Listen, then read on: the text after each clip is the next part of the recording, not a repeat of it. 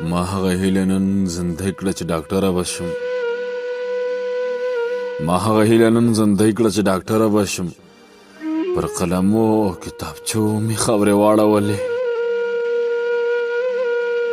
تنکی وجود مې څه درنو غمو وخوړ. تنکی وجود مې څه درنو غمو وخوړ. په څومره ډېرو ارمانو مې خاورې واړولې. د یا قربان غږ مې په ستوني کې ډپ شوی پاتې یم. بې سندرو په ټپو مې خاورې واړولې. زما په ټولو هغه خود سترګې پټې کړې. زما په ټولو هغه خود سترګې پټې کړلې. ستا په بلاو ناکردو مې خاورې واړولې.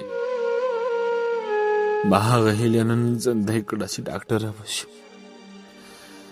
پر قلمو او کتابچو مې خاورې واړولې.